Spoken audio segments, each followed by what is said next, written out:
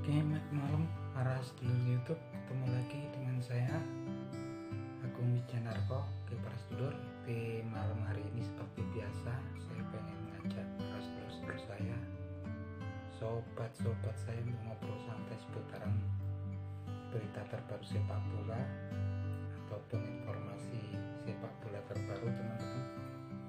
Jadi teman-teman, ada kabar gembira ya teman-teman, bahwasanya hari Kamis nanti akan ada pengambilan sumpah untuk menjadi WNI dari salah satu pemain target naturalisasi daripada timnas Indonesia, yaitu Djainathan Izes ya. Jadi ini Djainathan Izes ini hampir 99,9% akan bergabung dengan timnas sepak bola Indonesia di masa mendatang, karena prosedur untuk menjadi WNI dan kepindah sudah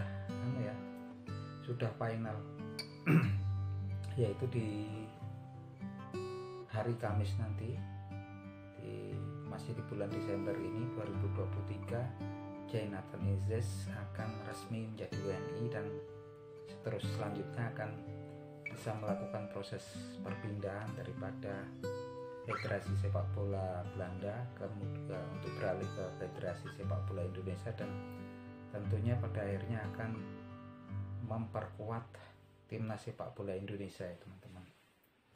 Nah, siapa sih Djainathan Izes nih? Jadi Djainathan Izes nih lahir tahun 2000 di Mierlo, Belanda ya.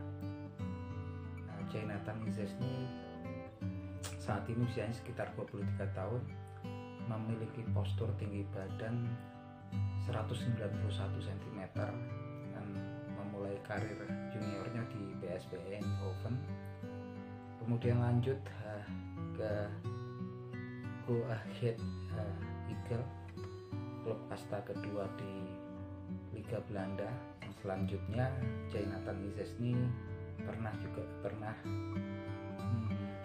bergabung dengan PSV Eindhoven Football Club FC Eindhoven, yang kemudian saat ini Djainathan Izes tergabung di klub Venezia di Liga kedua Italia ya teman-teman.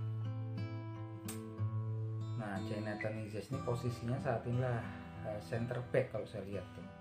Di game-game yang dimainkan di Venezia, Djainathan Izes ini lebih sering dipasangkan di center back, walaupun dikatakan Djainathan Izes ini bisa diprospek untuk menjadi defensive midfielder ya, jadi gelandang bertahan. Tapi kalau kita lihat ya, kebanyakan di Venezia dia dipasangin sebagai center back. Ini sebetulnya juga sangat menguntungkan untuk timnas Indonesia, karena kalau kita lihat posturnya dan usianya, posturnya untuk center back ini lumayan tinggi, nggak lumayan tinggi lagi ya, kalau ukuran Asia udah di atas rata-rata. Biasanya kalau back Asia itu 180 cm. Djainathan Izes ini udah postur central defender Eropa ya, tingginya di atas 190, dan kemudian juga usianya masih muda, tergabung di salah satu klub Liga 2 Italia yang lumayan terkenal yaitu Venezia. Sangat menguntungkan sebetulnya teman. Saya lihat di sini saya agak heran, karena memang sampai saat ini untuk naturalisasi ini penumpukannya di center back dan fullback ya, kanan kiri. Bisa kita lihat saat ini kan memang di center back ada Jordi Amat, kemudian ada Elkan Bagot, terakhir ada Justin Hubner, kemudian di kiri left back kiri ada Sain Patinama, di fullback kanan ataupun wingback ada Sandy Walsh. Yang kita lihat memang lebih ke pemain-pemain bertahan ya, pemain bertahan. Sebenarnya kita juga sangat kritis membutuhkan pemain-pemain tengah, attacking midfielder ataupun winger ya teman-teman.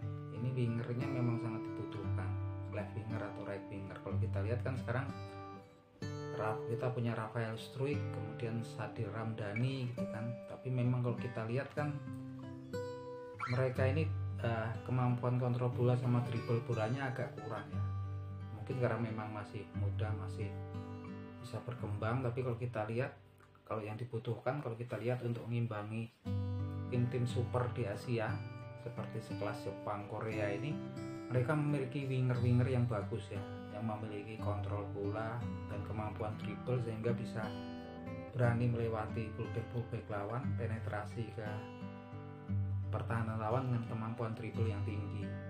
Kalau di Jepang kita bisa lihat ada Kaoru Mitoma, ada Takefusa Kubo gitu kan, kemudian ada Daisen,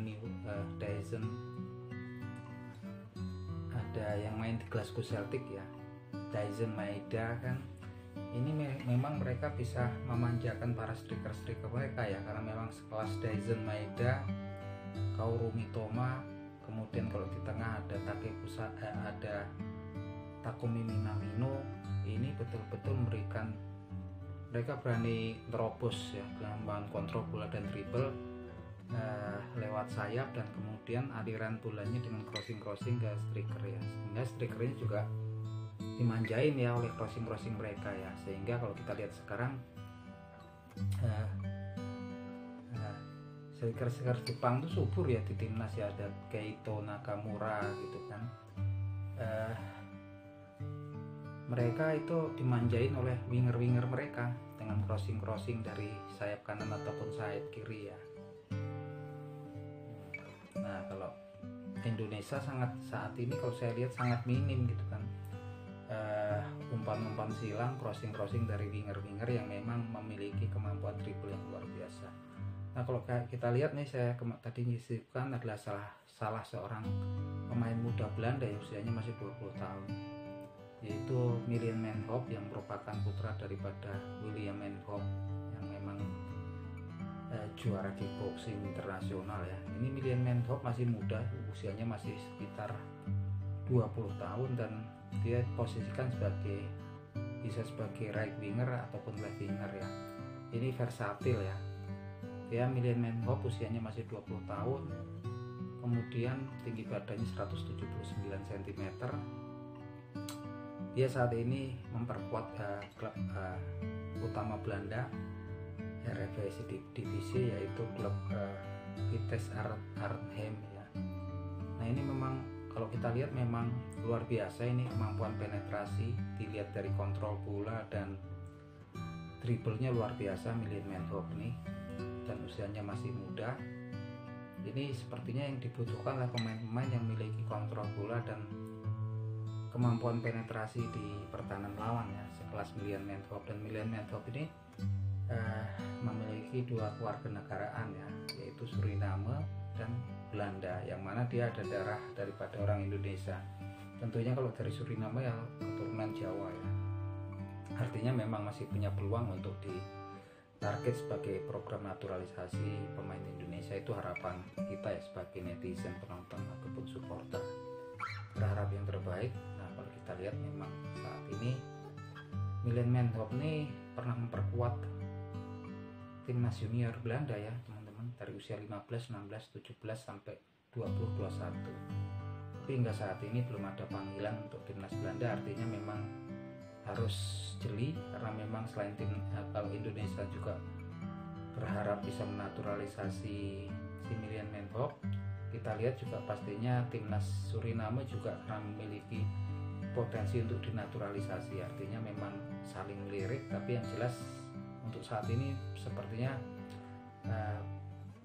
belum ada panggilan ke timnas Belanda. Artinya memang harus cepat pergerakannya kalau kita dapat pemain-pemain yang memiliki kontrol bola dan memiliki dribble yang bagus seperti Ragnar Ratmangun, kemudian ada di situ ada Tom Haye. Ini memang betul-betul dibutuhkan pemain-pemain yang bertipe menyerang. Ada juga itu fullback yang bisa jadi wingback, yaitu si Kasem Lirio ya, yang memang berdarah Suriname.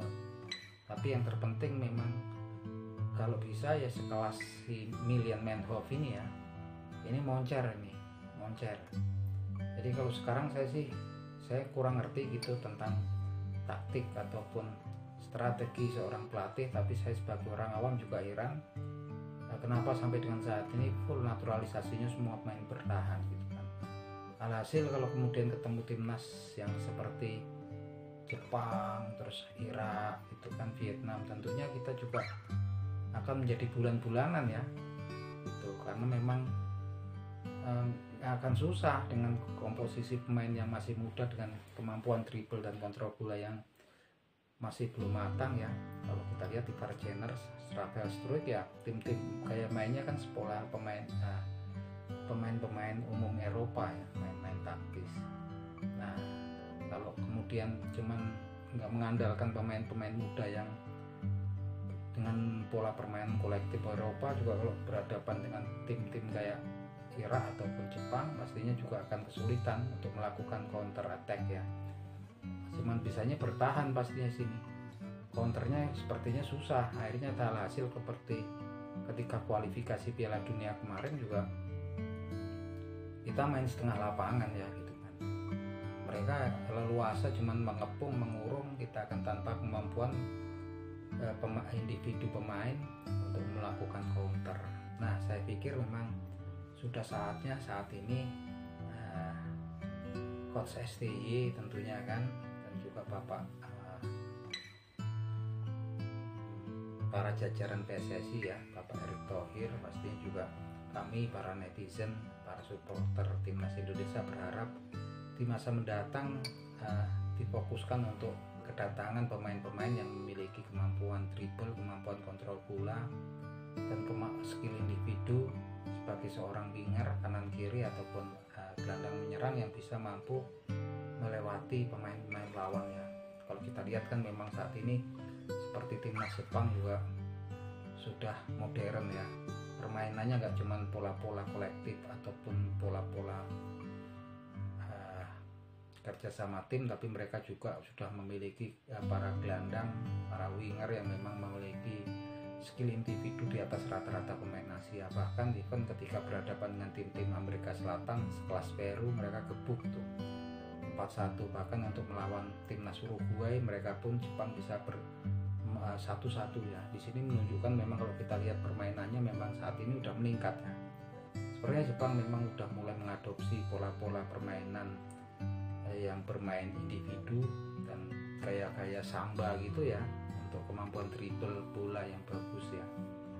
Mereka memang gak cuman tim kolektif, permainan tim, tapi memang saat ini udah memiliki kemampuan individu yang luar biasa. Oleh karena itu kita berharap banyak untuk kedepannya. Sebagai kabar gembira, saya berharap bahwasanya PSSI kemudian bisa merekrut winger kanan kiri memang memiliki kemampuan dribble, kontrol bola, dan skill individu yang mumpuni teman-teman, sehingga kedepannya timnas kita bisa berbicara banyak. Kalau saat ini sih, kalau menurut pendapat saya pribadi, pastinya kemungkinan juga ya bisa menjadi bulan-bulanan ya klub-klub seperti Irak, tim seperti Irak, Jepang ataupun Vietnam, karena memang kemampuan fokusnya timnas kita saat ini di pemain bertahan. Tapi kita lihat seperti apa racikannya nanti Coach Sintayong, karena beliau juga sudah memang mendeklarasikan bahwasannya harga mati adalah lolos ke babak 16 besar ya. Tapi kalau saya sendiri pribadi agak sedikit pesimis ya, karena memang pemain kita pemain-pemain muda yang masih bertumpu pada pemain-pemain yang memang permainan tim kolektif dan banyak pemain bertahan sehingga untuk melakukan counter pastinya akan susah ya teman-teman. Tapi apapun itu, saya sebagai seorang supporter netizen berharap banyak timnas kita bisa berbicara banyak, dan syukur-syukur nanti bisa lolos di babak 16 besar gitu kan. Oke gitu teman-teman, itu seputar informasi terbaru sepak bola. Semoga bermanfaat, semoga menghibur teman-teman. Salam seduluran dari saya, Agung Wijanarko.